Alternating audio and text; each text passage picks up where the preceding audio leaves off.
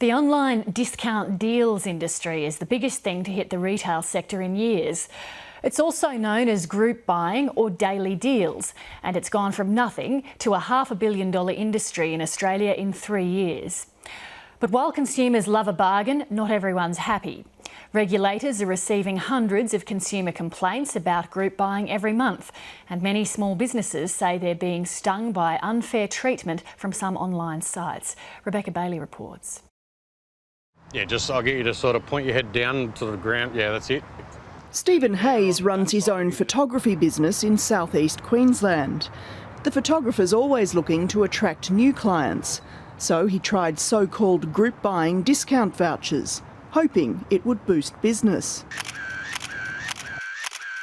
Beautiful. It's like any small business. It has its ups and downs, and decisions that you make have to be made wisely. All right.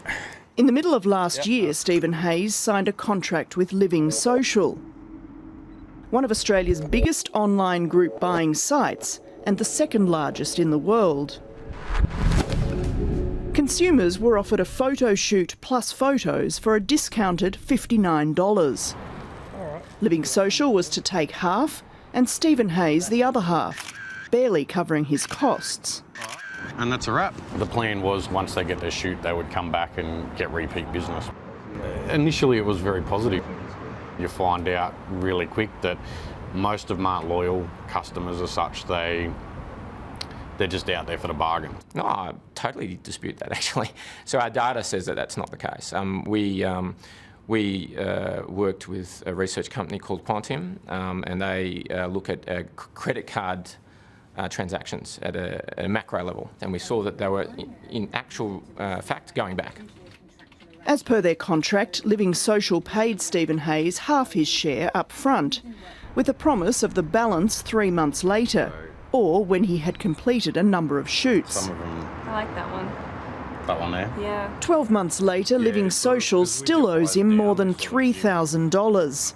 That's caused him a cash flow problem, meaning he was unable to service all the vouchers. For a year, he's tried to contact Living Social to resolve the problem.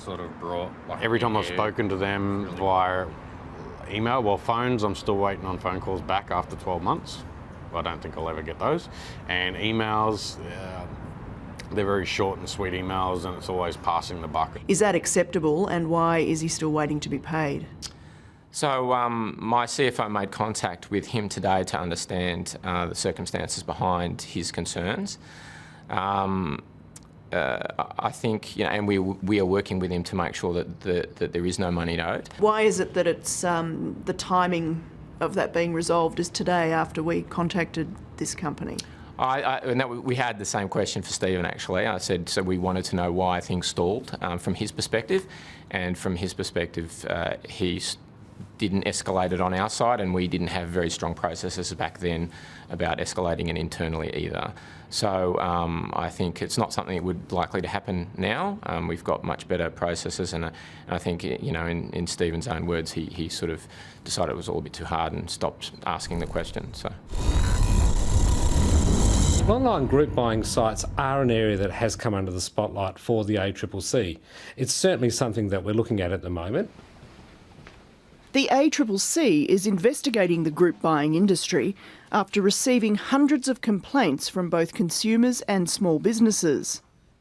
Deputy Chairman of the Commission, Michael Shaper, says while the number of complaints is declining, consumers still say they can't redeem their vouchers, and small businesses claim unfair treatment by some online companies. They often find that the site is actually offering far more numbers of sales than they ever agreed to in the first place. And that poses real problems for them. Often it means that they can't honour all the commitments, and in turn that damages their reputation in the marketplace as well. We've been a victim of our own success to some degree, going from zero to incredibly popular, having millions of customers and selling hundreds of thousands of vouchers every month in a period of 2 or 3 years. You do suffer some growing pains. Now, on the redemption side of things, it allows the redemption to be done a lot easier. Living Social employs 270 people across Australia. CEO Adam Rigby says the company deals with thousands of small businesses a year, and that most are happy. The company's public relations consultant arranged for 7:30 to film at a restaurant in inner city Sydney. We've seen people, come back, and I think that's where I look at it and go, you know what, it was worth it. Proprietor Daryl Felstead says he's used Living Social a number of times over 3 years. It's about the exposure that I got. It's not all about, always making a profit. It's also about bringing new customers into your restaurant. It's a different story across town at Simon Hunter's Cafe on Sydney's North Shore. He had a contract with Living Social to provide a $90 meal in exchange for a voucher which cost just $40.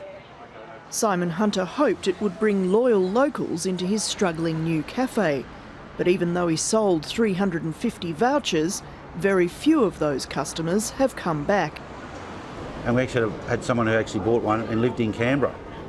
So he drove from Canberra to use the voucher. Would have cost him more in petrol and time and effort than it was for the voucher. They're not forced to go into these deals, but they need to make sure and do the sums before they do it, because there are quite a few small businesses who have been burned quite badly. What are most people complaining? Assistant Commissioner of New South Wales Fair Trading, Don Jones, says group buying is the second most complained about industry in that state, ranking higher than used car salesmen. He says group buying sites often don't resolve problems until after a complaint has reached the state or federal regulator. It makes me cranky to see large businesses use places like Fair Trading as their customer handling system. That's not a good way to do business in the long run. So whenever we have seen businesses who have a large number of complaints, we'll go to that business and tell them that they need to do more. Best place to start, go back to the group buying site. If you can't get that complaint resolved, then you can come to us at ADMA, we'll pick up that complaint for you and work with the group buying site to get that complaint resolved. The amount of focus at the moment, the Association for Data-Driven Marketing and Advertising, or ADMA, represents 8 of the biggest group buying sites, including Living Social. ADMA CEO Jodie Sangster says since the big players signed an industry code of conduct a year ago, things are getting better. If they are legitimate, if they are doing the right thing, if they are adhering to standards, they will have that logo on their website so that you can clearly see they are the ones that are doing the right thing.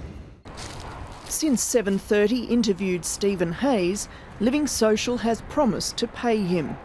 The money hasn't materialised yet, and he says he'll never do group buying again. After 7:30 interviewed Living Social and its suggested small business owner Daryl Felstead, his restaurant is now featured as popular on the site. Did they offer you any incentive? No, not at all. Not a better deal in the future? No, because it's not about that. You, for one, won't be going back. No, I won't be going back, no. I've given it an opportunity, but it hasn't worked for me. I mean, I've had to refund the whole lot because they can't get hold of Living Social and it's my name on the line.